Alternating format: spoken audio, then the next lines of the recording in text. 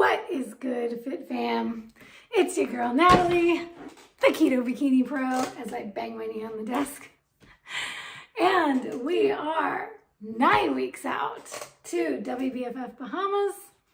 It is time for prep update of the week. Real quick, if you have not yet subscribed, please hit the subscribe button, hit the bell notification button so you will always know when I drop a new video. And let's get into it. Got my handy dandy notes here. This week is entitled, Suck It Up, Buttercup. It is confession time. Step into my confessional.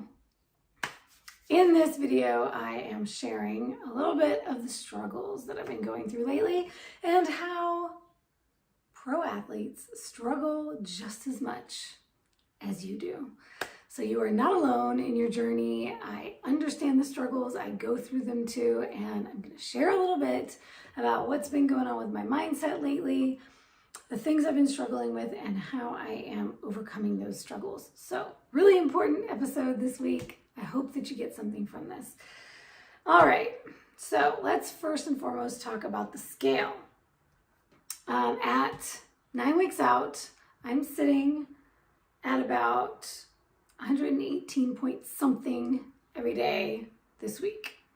The last few weeks, so between 11 weeks out, I was around 117, 10 weeks out, I had gotten down to 116 point something a couple of times that week. My mind was very focused on that 116 number. And as much as I preach and teach not to let the scale get to you mentally, and to look at all of the other metrics and that the scale is just one metric, I can admit that just like you, I get stuck on a low number on the scale, and it sits in the back of my mind. It's like it taunts me, like, okay, the next goal is to be lower than this number. But those of us in the physique game understand that it's not all about the numbers on the scale. It's not even all about body composition numbers and measurements and all of those things, because when you get on stage, nobody cares about that. It's only about the physique. However, the numbers do tell us trends. We are able to track trends when we look at the numbers week over week and we look at averages. So really important. I mentioned this in a past video about looking at averages for your body fat percentage, for your weight, all of those things. I struggled taking my own advice this week, last 2 weeks, I will say. So since 11 weeks out when I did my last update.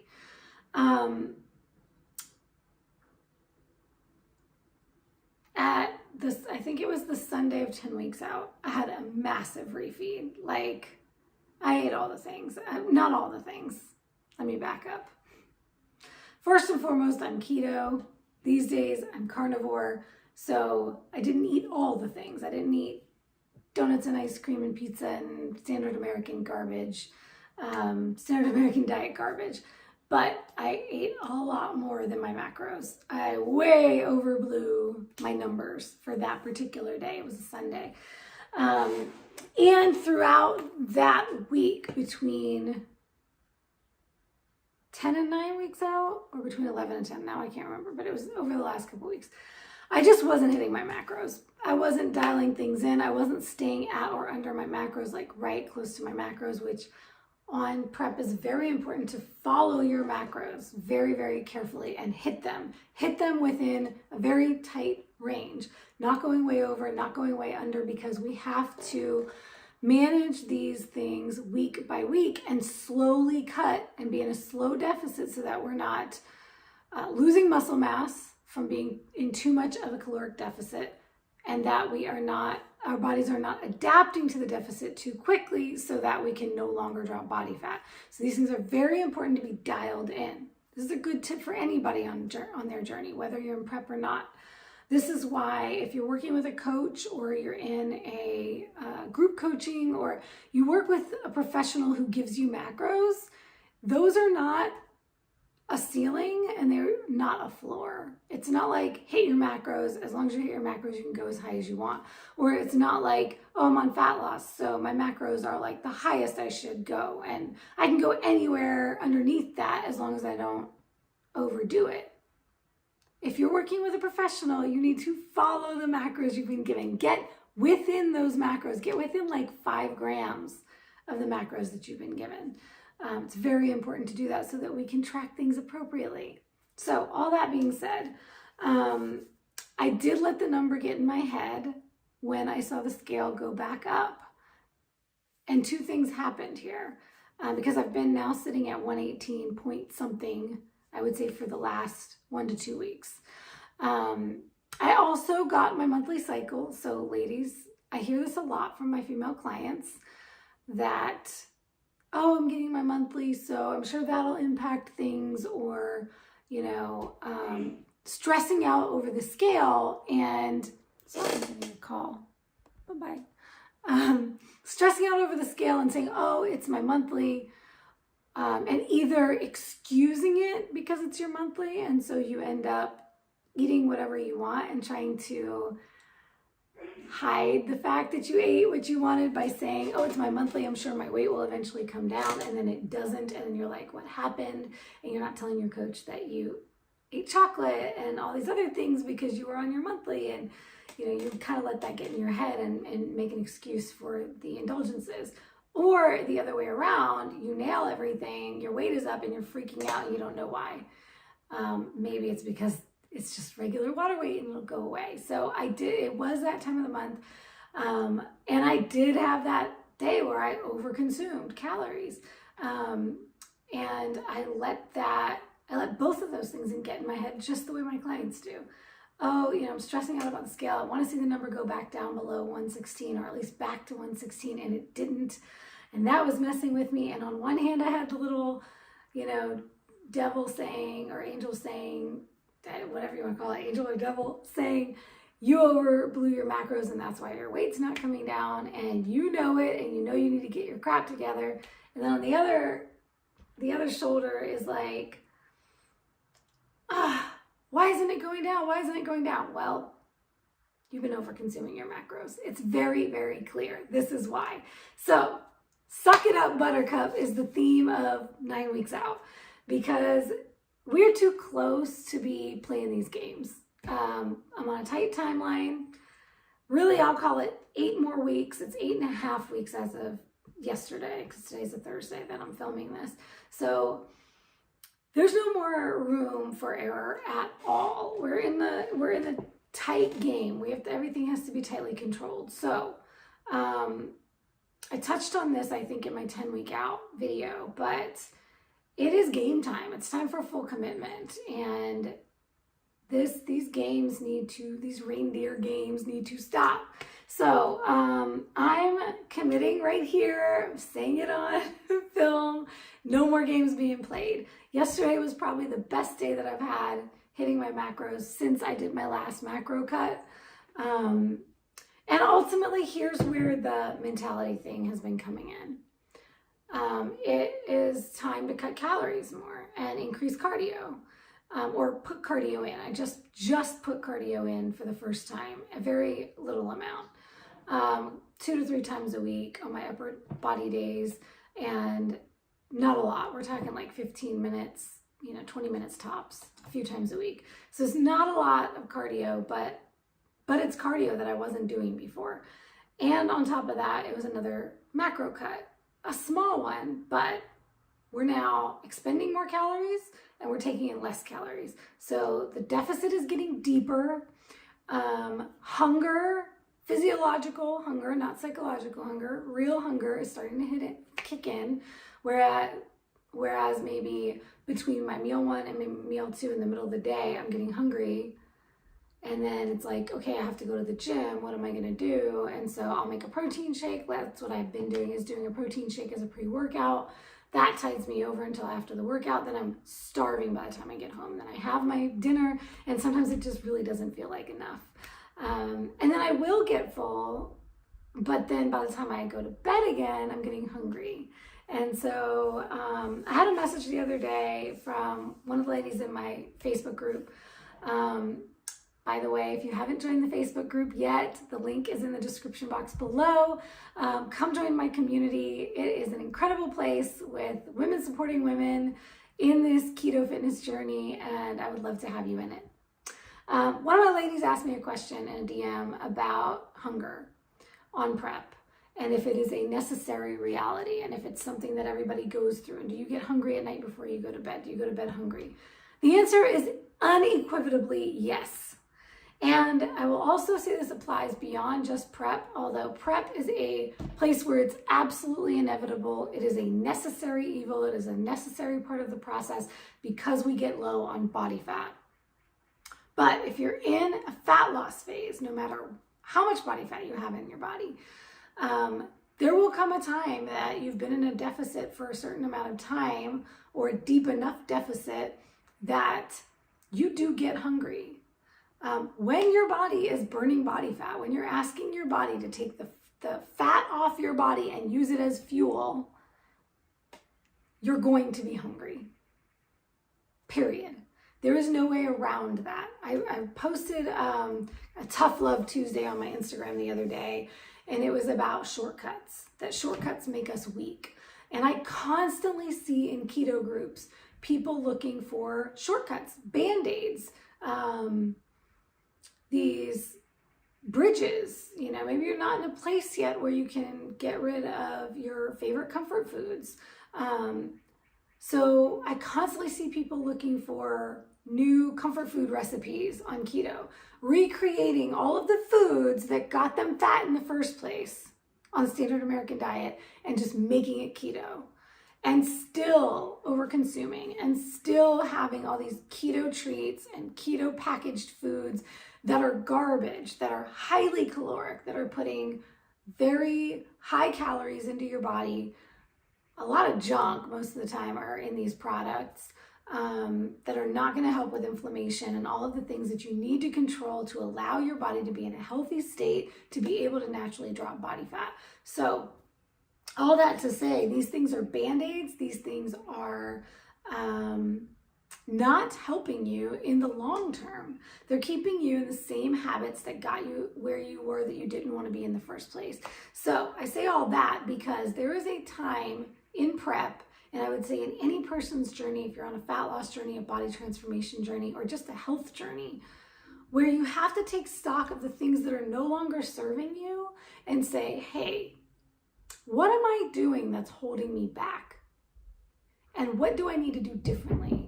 So instead of looking for these shortcuts to avoid hunger, to say, okay, well, how do I avoid hunger? How do I make this more comfortable for me as I'm on this fat loss journey? And you see it all the time with athletes where they're sharing these fat burners that they take, and they're sharing these pre-workouts and all of these supplements and all of these extras that they're putting into their body to try to mitigate the pain of fat loss. Fat burners are meant to give you extra energy so you're not feeling tired, because you're going to feel tired because energy is coming off your body and being used as fuel. Energy meaning fat is coming off your body and being used as fuel. You have to be consuming less calories than you're expending. So you're in a place, you're in this deficit place, you're in this depleted place.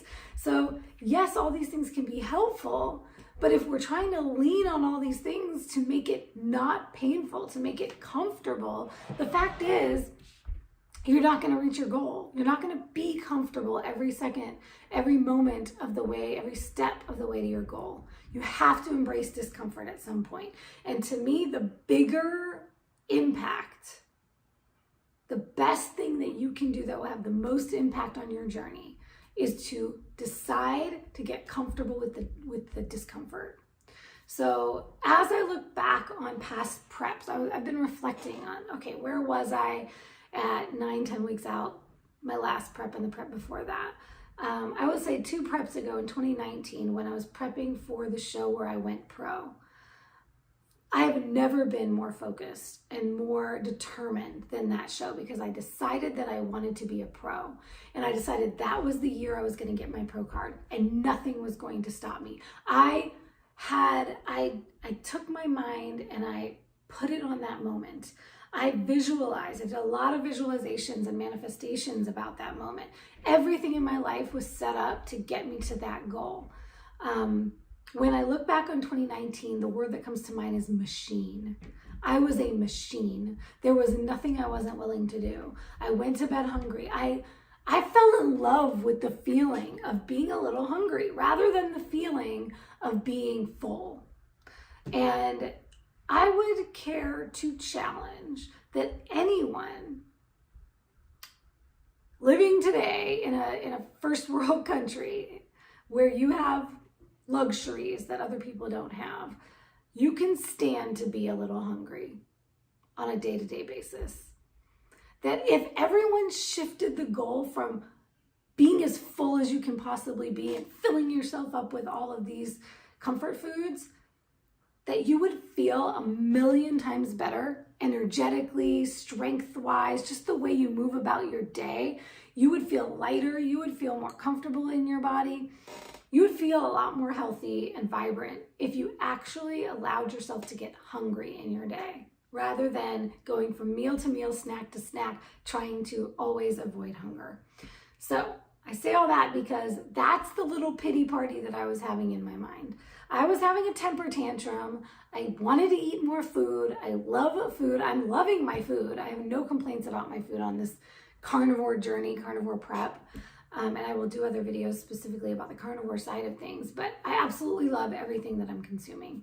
I enjoy my meals. I'm not at all feeling restricted or sad about what I'm eating at all. I don't miss anything that I've taken out of my diet.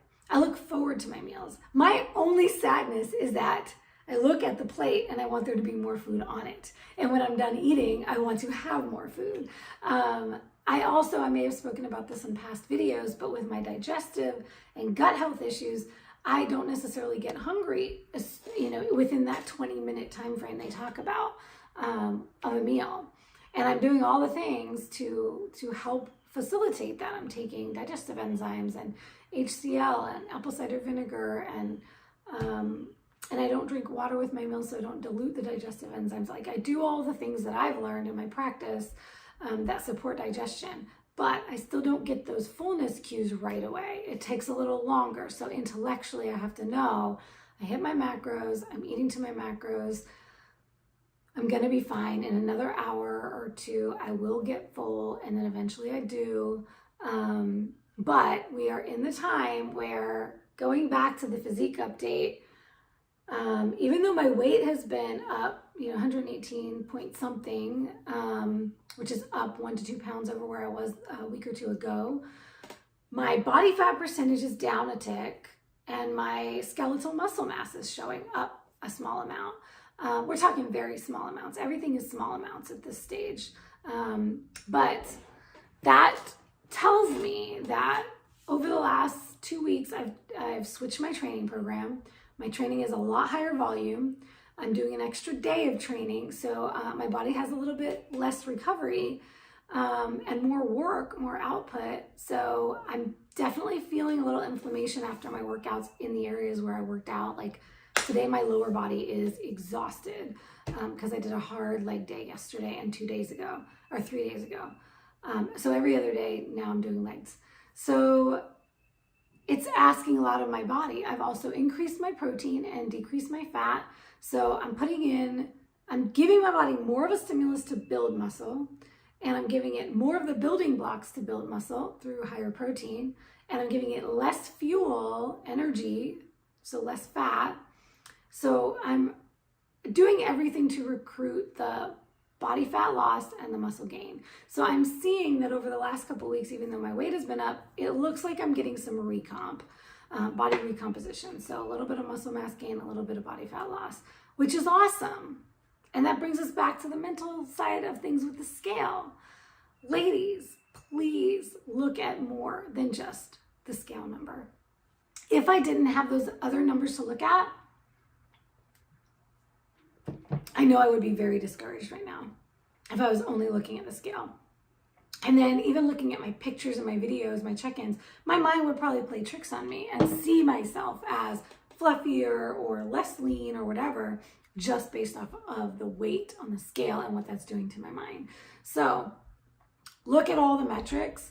When you can get body fat, body composition testing on a regular basis, that's fantastic. We use the InBody here, myself and Coach Bronson.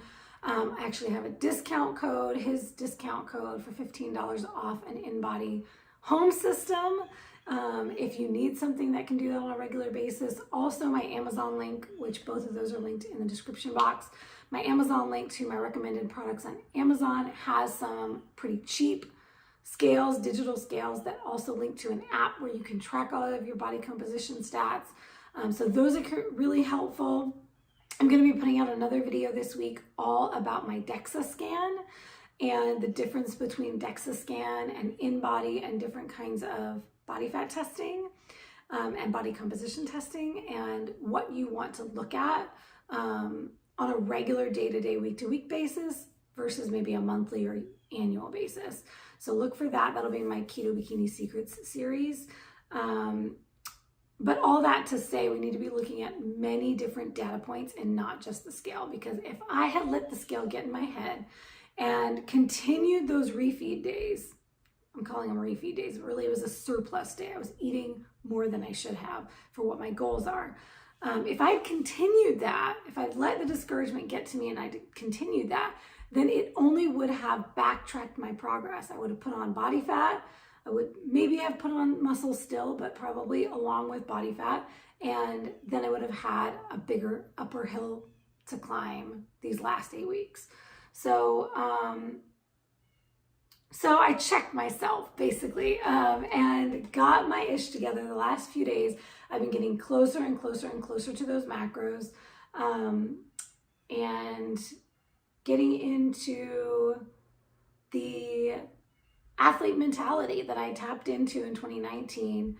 Or really I tapped into that every prep, but especially in 2019, I turned on what I called the pro athlete mentality. It was, I want to be a pro, so I have to operate like a pro.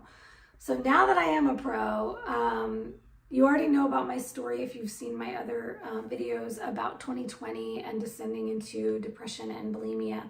So 2020 took me from that machine mentality into a very dark place, and I got very complacent, and I was all over the place, really. I had good days, I had bad days, but it was a very manic time. And then 2021 was a time of recovery. So it was nothing but grace and love and a pause, and just everything calmed way down in my life. And it was all about just loving myself where I was. The machine was completely gone that year. Until I started working on gut health with a naturopath and really had to start dialing things in again, because that balanced lifestyle was not healthy for me. I was allowing standard American diet things to come back in the name of balance and in the name of taking out the restriction. And the fact is, I'm gonna have to do a whole separate video on how I feel about restriction, because I truly believe that restriction is a state of mind. When I'm not consuming unhealthy foods, I don't consider that restriction. Unhealthy foods restrict me from living my best life. They restrict me from the health and the optimal well-being that I could be enjoying if I took them out. So taking out garbage is not restriction, in my opinion. But I digress. I came back and found that balance that's right for me. You know, what feels good to me. And in 2022, I'm now working on the balance of grace and grind. So I'm finding that machine again, that not just pro athlete mentality now, but now I'm trying to take my journey to the next level and hit champion status. So now I have to step into elite athlete mentality. champion mentality. And so when I think about it like that, if I want to be a champion, I have to do what champions do. It is on a whole different level.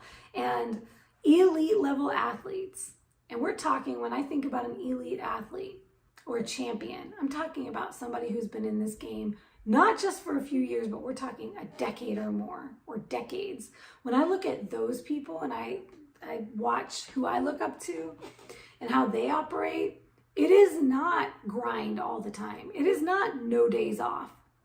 It is a beautiful and very delicate balance between beast mode and recovery mode.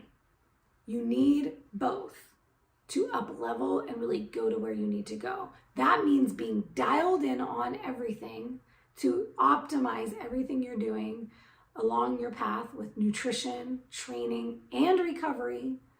And the way I look at it, mental and emotional, as well as the physiological. So meditation, prayer, journaling, affirmations, all of those things matter.